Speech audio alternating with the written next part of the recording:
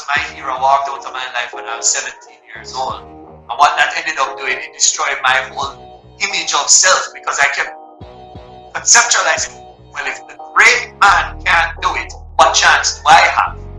And that one thought led me to a series of anger, it led me to depressive thoughts, it eventually led me grappling with the idea of suicide. The name Azan in Jamaica is synonymous to a multi-million-dollar retail brand. But what happens when a family heir decides to deviate from that path to pursue his life purpose? International speaker, personal and professional development coach, and author Jeffrey Azan is our guest in this another episode of the Trailblazers.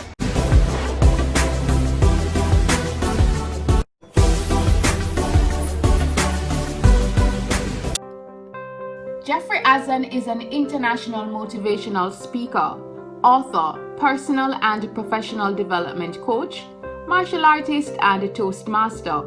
He spread his entrepreneurial wings back in 2011 after having worked in the family retail business for close to 18 years. Utilizing his innate business knowledge and his business schooling from Boston University, Jeffrey tried his hands in a number of industries. Today, he produces talks, workshops, and coaching strategies that help people and organizations maximize their potential. This includes the publishing of his first book, Self-Discussions, Weekly Lessons from Life, in partnership with the Writer's Mechanic, a company he helped coach into inception. This mission has granted Jeffrey the opportunity to share his thoughts and teachings in a number of live and digital settings, including on Jamaica's most prominent TV interview Profile with the late Ian Boyne. Outside of his professional background, Jeffrey possesses a martial arts history with close to 15 years of study and teaching of karate, holding the rank of 3rd degree black belt, and complementing 7 years of public speaking and leadership training with Toastmasters International, where he has gained awards such as the 2017 Caribbean Speech Champion for Impromptu Speaking. All of Jeffrey's teachings stem from a simple philosophy: change your game, change your life. Hi Jeffrey, a pleasure to have you on the Trailblazers. Good to be here, good to be here. Awesome. Alright, so some people would think that you are crazy to leave the lucrative family business to venture out onto, in your own way, on your own path. So we're starting from there. Why is it that you decided to take a leap of faith? Well, there's a lot of factors that come into play. The first one is, as a child working in the family business, I knew very early that I hated retail. So being in retail was definitely not something I wanted for my life at all. I also always had a nagging sense that I wanted to be happy and purposeful. Yes, there were the opportunities to make money, but life for me wasn't always about making money. You wanted to make enough to be comfortable, you wanted to make enough to take care of your family, but there was so much more to life than making money. And I had that very keen sense early on in life. And I spent a large part of my life looking for what I wanted to do. In school, I did the sciences, I did business. I eventually went to a vocational school where I did electrical installation, photography, videography, as well as the sciences, as well as business, as well as history. Even when I went to university, my first 2 years in university were spent in a program called the General Studies Program, where I just studied a wide variety of things, just searching for what was that thing that gave me life. And what ended up happening is when I came back to Jamaica, ended up going into the family business and the retail life I had known all along, because I hadn't found that thing yet. And to make a long story short, a lot of coincidence played out. People came into my life, and I would say maybe 2 key conversations radically transformed my life. The first one was with a friend of mine, Wayne Edwards, who is an Organo Gold franchise owner. And Wayne came to me to get me into the business of Organo Gold and simply shared the idea: Jeffrey, do you want the life you've been given, or do you want the life you chose? And I had never thought about my life in that that manner. I never thought about, wait, have I actually chosen the life I'm living, or is this just something that was put forward that I happened to fall into? Alright, so tell us, how is it that you then ventured into the whole motivational business? Well, I launched into motivational speaking after a conversation with a good friend and mentor, Robert Kibo Thompson. Now, what Kibo said to me, Kibo said, Jeff, I've mentored you and worked with you for the last 4 years, and I realized that no matter what you do, no matter what job you have, no matter what your job description is, no matter what your responsibilities are, you're always motivating people, you're always helping them develop. Why not just do that? My first response to him when he said motivational speaker was, okay, but everybody can chat. He said, okay, I hear you, but let me explain. And he began explaining what the job of motivational speaker was and what the career was. He gave me some names. But what's so interesting about that conversation is that at this point I was about 25 years old. I had traveled extensively, had a university education, relatively good family background, decent sized network, and yet at 25 years old I had never heard of the career of motivational speaker, which really goes to show, and it's something that I'm a big proponent about now, is sometimes we can't access our dreams simply because we've never been exposed. We have no idea what it is we're actually called to do, and we're just trying to do our best within the field of what we know. I was living as a motivational speaker, but I was doing it as a cafe owner, as a salesman, as a person in all of these things. But ultimately what I am and who I've been called to be was to be this speaker and trainer. That's amazing, because that's a crucial point, because sometimes people are on this path trying to figure out what they're supposed to do, and as you mentioned, maybe they're just not exposed to it yet. At the same time, one of the things I wanted to find out from you, is it that you wanted to just deviate from the family business, or was it that you were really in search of your purpose, in search of what you were called and placed on this earth to do? Because I know sometimes persons who are born into a family of means, they just don't want to be like, okay, they're just passing on to the next generation, and they want to have their own identity. There definitely, I would say, in the younger, immature Jeffrey, there definitely was a desire to be Jeffrey and not the next Mr. Azan. There definitely was that calling, but there was also the very real feeling of me. Who is Jeffrey? In fact, I tell people all the time, my full conversion to the role of motivational speaker was literally a biblical Saul to Paul moment, where I was driving down the road. I pulled up at a stoplight, the stoplight just in front of the Canadian Embassy, on my way to my 9 to 5 at the time. I was still working in the retail business at the time, and I was just writing this question: what am I here to do? Why am I here to do it? What am I here to do? And it was burning in me. And I pulled up to the light, and as I stopped the vehicle, I left the vehicle. Mentally, I just left. And I saw myself on a stage presenting to an audience that I could not see the end of the audience. The audience went all the way to the horizon. I remember it vividly. It was a nighttime event. It was an open air dome. I had on a navy blue suit, white pinstripe, a white button-up shirt. It was major applause, and I was excited and pumping my fists, and I was in it. And I came back to the car. All of that happened in, a second. And I was weeping. I came to the car, and I was bawling, I was crying, snot, tears, the whole works. And I called Kibo, and he was like, Kibo, I know what I'm going to do in my life.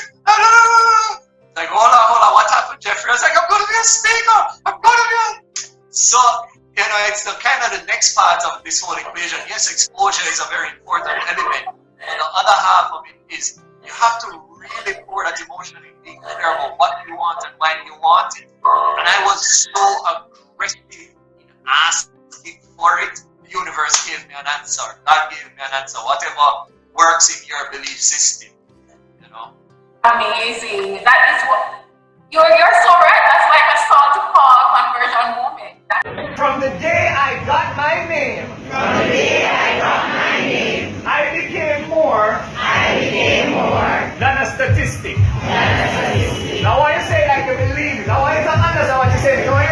the fact that I have a name means I'm more than a number. And if you listen to the news, what they always quote you, numbers. They quote you how many people dead, how many people born, how many people pass, how many people complaining, how many people live in poverty, how many people live in the garrison, how many people live in the tenement yard. They quote you numbers. But none of you in here are a number. You're all a name. That is amazing.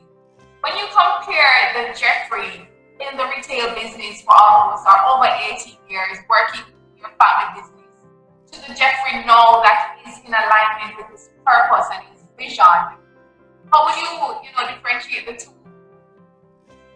Oh, how would I differentiate the two? Where do I start?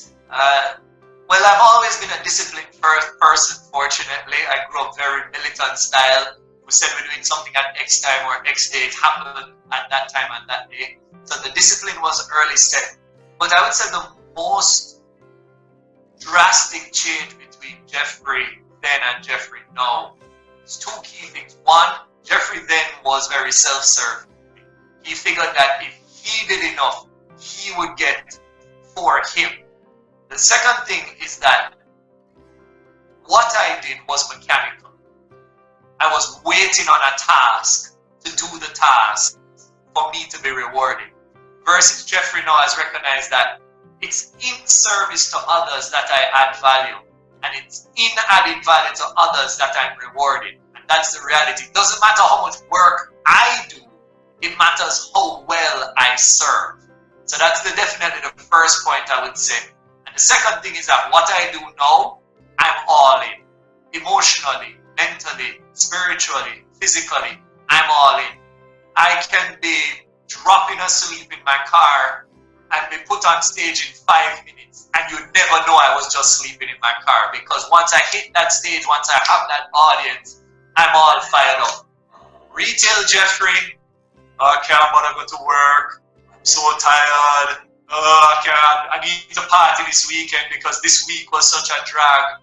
Jeffrey now can work 24 hours, 7 days a week, as long as I'm doing what it is I love doing. That's awesome. And that is truly when you know that you are doing what you were sent here to do. Speaking of that, you have a book I'm seeing in the background, Self-Discussions. And I want to find out from you, what are some of the concepts in that book that can help persons who are watching that are like you, that were on that path, they're looking to find their purpose in life, looking to live up their purpose, and they might be unsure. Well, self-discussions, the concept of self-discussions is that life teaches us lessons on a consistent basis, whether we ask for them or not. And it's going to keep teaching us those lessons until we learn them. Self-discussions was written with me literally reflecting week to week on what was life trying to teach me this week, and then crafting the messages from it. So anybody on their path, self-discussions is a great introspection tool because it asks you to challenge a lot of your previously conceived perceptions. For example, one story in there, one message in there, the first message in there is called Control or Mastery. And it's written after watching somebody walk two dogs. And it's this, you had one dog on a leash, he was tight on the leash, he was giving very stern commands to the dog, very rough gestures. The other dog was walking very freely by his side, and he never had to tell the dog. When he stopped, the dog sat. When he moved, the dog moved. When he called, the dog come. There was nothing major he had to do to control that second dog.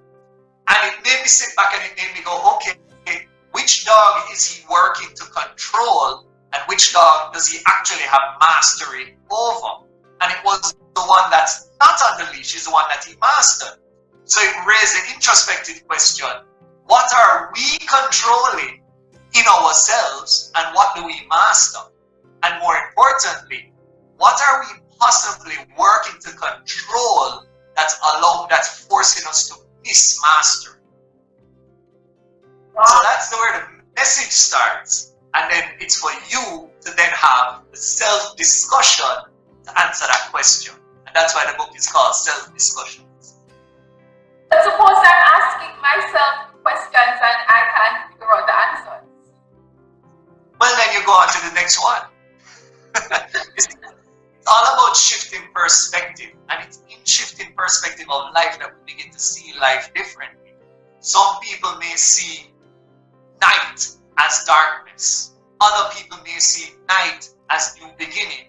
Somebody else may see night as the reset button. Somebody may see soil as dirt. Somebody else may see soil as nutrients. Somebody else may see soil as struggle to overcome. It's in shifting perspective that we get the opportunity to approach life differently. So if you're looking to shift if you're looking to shift your life, one of the first things you need to do is shift perspective. And that's what self-discussions is all about. In fact, the very first message I wrote, I didn't make it into self-discussions, but it's up on my LinkedIn page, is an idea called simplicity. And it came from me looking at a flower, and it was just this idea that if I look at a flower as a poet, I would get inspiration. If I look at a flower as a botanist, I will see science. If I look at a flower as an environmentalist, I'll see the whole connection of life. If I look at a flower as a physicist, I'll see the particles that make it up. If I look at a flower as a chemist, I'll see the molecules and the chemical compositions that make it up. But ultimately, the flower doesn't change. What changes is my perspective of the flower. That's wonderful. I mean, I wanted to find out though, Jeffrey, a lot of times persons will look on and be like, this rich kid, he's never had any challenges. And I'm asking you, have you had challenges on your journey to be the man that you are today? Well, I have a very long list of challenges that I personally face. The thing is, a lot of us like to measure challenges. We like to say, oh, he's never been this and he doesn't know what I know and what. But the reality is, I know sadness. I know pain. And believe it or not, I know hunger. And I know not knowing where the next dollar is coming from. And I know abandonment. And I know rejection. And I know failure. I might not know your failure. I might not know your hurt. I might not know your specific pain. But I know what it is to have pain. My father, who was my hero, walked out of my life when I was 17 years old. And what that ended up doing, it destroyed my whole image of self, because I kept conceptualizing, well, if the great man can't do it, what chance do I have? And that one thought led me to a series of anger, it led me to depressive thoughts, and it eventually left me grappling with the idea of suicide. And it took a lot of conversation, it took a lot of positive influence, and I'm really just fortunate for the people who came into my life at that time, because if I was left to my own devices, I may not be here today. When I launched the business, everybody turned their back on me. That's not a real job, that's not a real career. In fact, and this is publicly known, and I've told her to her face, when I got my opportunity for the first conference I was invited to speak at, it was a friend of my mother who was putting on a women's conference, and my mother in front of me told them, Jeffrey, not ready to be on your conference. You know? And actually, I'm not a person to drive people to religion. I have a lot of my own issues with religion, but I believe that where there is wisdom, you must take the wisdom. And in the Bible, there's a lesson called, the prophet is never without honor, except in his own home. And I had to really take comfort in that, because in home, the question was, well, when are you getting a real job? What you're doing is foolishness. You can't make a living off of it. And so I even felt ashamed and afraid to even ask for help at home. In fact, the first paid engagement I got was in Montego Bay. It wasn't even in Kingston, despite having my network here in Kingston. There are times I've had my business, and because I told everybody I was doing my business and beating my chest and I'm going to go and I'm going to pursue this, when the bank account said zero, and Jeffrey was only eating if families were doing dinners or if their friend were having a dinner, that's when Jeffrey got food. Nobody would know, because Jeffrey was out there telling them, listen, live your dream, pursue it, it's worth it, living your purpose. People won't know when the girl I was dating at the beginning of my whole entrepreneurial venture, after 5.5 years, I was thinking of proposing, and I get the text message, hey, I love you, but I'm not in love with you anymore. You know? So I know what it is to hurt, I know what it is to feel, but I also recognize that we as a people are connected by our emotions, not our circumstances. And a lot of people try to create division because of circumstance. So I came up, up to the age of 17, 2-parent home, and you came up in an orphanage. You can't possibly know my pain. Well, I know abandonment and I know rejection. I'm pretty sure that those are some of the things that you're feeling. So we can talk about feeling abandoned. We can talk about feeling rejected, despite our circumstances being so different, because it is our emotions and what we feel and what we've been through that make us connected. Yes, indeed. And I'm happy for you being authentic just now and sharing that, because the truth is it does present another picture of Jeffrey, because sometimes we put people on a pedestal and don't know the stories, and so it really humanizes you. And yes, it does. But at the same time, though, what kept you going? Because not having your father after the age of 17, and you mentioned the issues that you faced, all of those things that you mentioned, yet still what kept you going and, being this person positively impacting the lives of others? Well, there were definitely moments where people spoke into my life, and I document a couple of them in the second book that we're working on right now. Fingers crossed it'll be out in August, which really documents my journey of transformation. But it really was putting in the work, people recognizing the work, and it was just magical.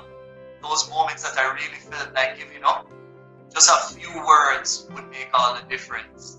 One of the prime examples I give of that is the day I was going to give up this dream. The very day I was looking at jobs, this isn't going to work, I'm tired of fighting with people. And I was sitting in the family kitchen and I was having a drink. I was drinking away my sorrows. And my brother comes in and he says, "Let me join you." He pours himself a glass. And as he pours himself the glass, he looks at me and he goes, "You really inspire me."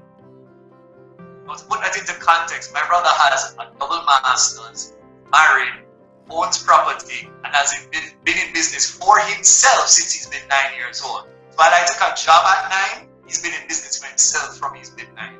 This guy looks at me and says, "You really motivate me." To which I kind of half look, half answer. He says, "Yeah, man."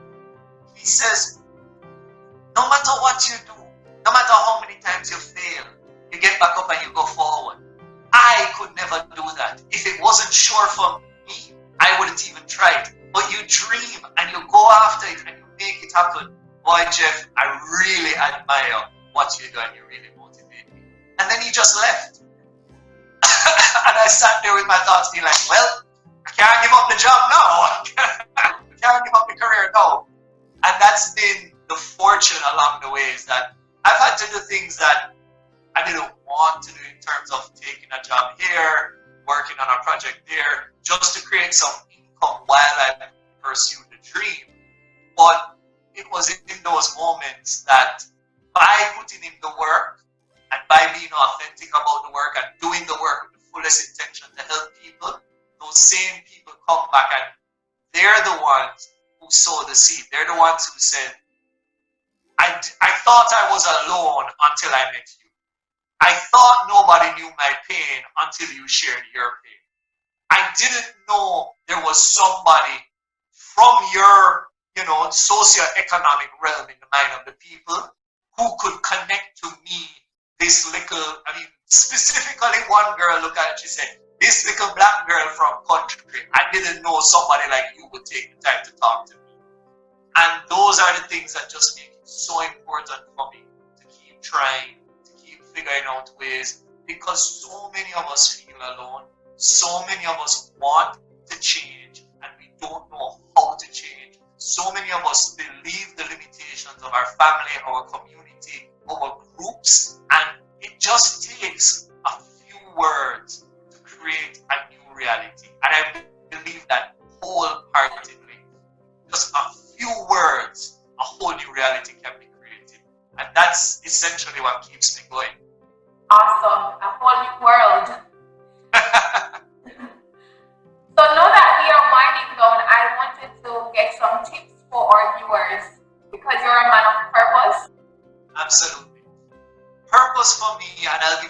short version. Purpose for me is something we've had all our lives.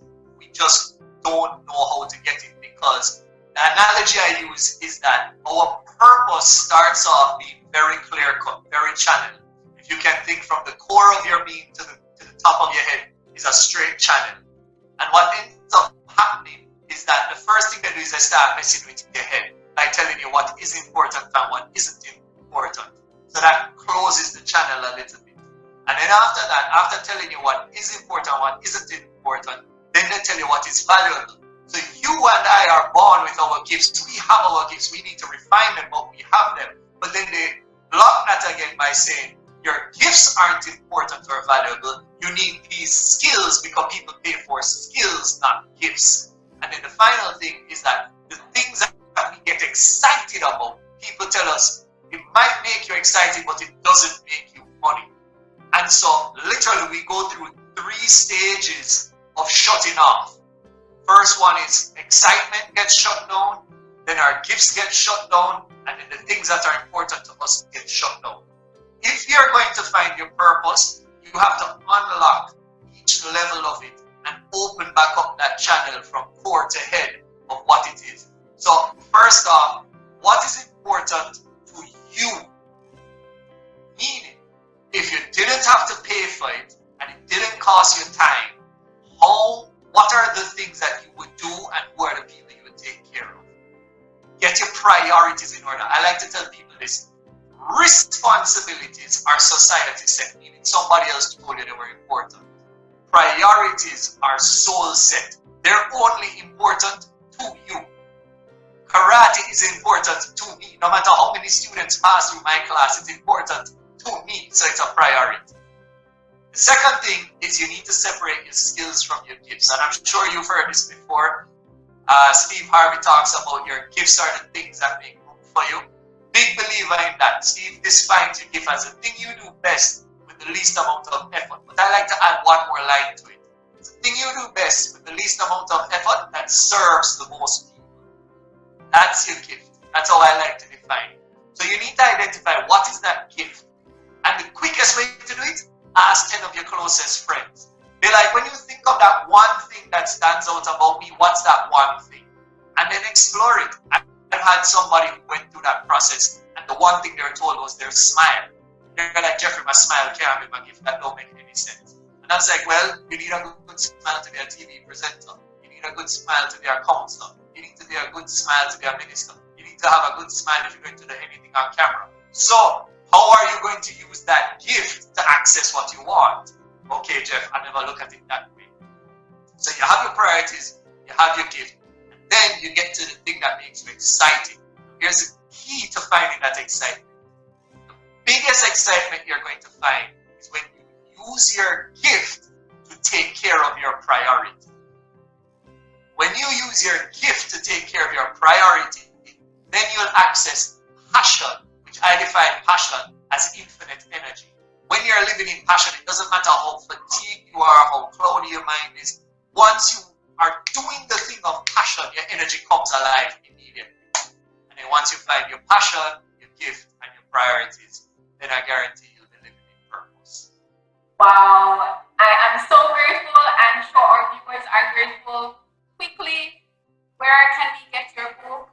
And also, you're on a blaze, you're on fire. Where do you see yourself in the next couple of years? Like, which top motivational speaker and empowerment coach can we say is the next Jeffrey Azan? Well, I'll put it this way. I had the honor of being on profile with the late young boy, rest his soul, phenomenal human being. No. But Ian gave me a prophecy in life when I was on profile. And I'll never forget it, and I hold that. Ian, in closing profile, said, ladies and gentlemen, Jeffrey Azan, the next Tony Robbins. Amazing. Listen. I take that wholeheartedly. You should, because Ian was one of my mentors, so you have to understand. He's amazing. That's wonderful. That's wonderful. So you ask, and I'll just close with this. So first, where you can find me online, pretty much any platform. Jeffrey J. Azan, Jeffrey, no other variations, Jeffrey J. Azan. And you can check out my website, which is selectandstart.com. If you're looking for the book, available on Amazon. If you're here in Jamaica, you can get a physical copy at Azan's in the Sovereign. You can get it at Ragamuffin Cafe, and you can get it at Lily's Beauty Bar, and all of who you can find on Instagram. Now, where we're going to be in the future tomorrow, well, I hope you'll be on this journey with me. The vision of what I'm doing and where I want to be when the hook in the ground. I want to work with some phenomenal people in phenomenal ways to create so much value, personal development and motivation, that we change the global perspective of Jamaica. Yes, they think of us in reggae, yes, they think of us in ganja, and unfortunately, yes, they think of us in crime. But I want that if Jamaica puts on a personal development conference, the world wants to come simply because the conference is happening in Jamaica and it's about personal development. That's what I want, the end of my journey, to produce. Amazing. And we know that you will definitely get there. No ifs, no buts, no maybe. Thank you so much, Jeffrey. And we wish you all the best. Continue to be a Trailblazers, and viewers definitely go out and get his book. Thank you so much. All the best. Thank you so much, Tamara. Have a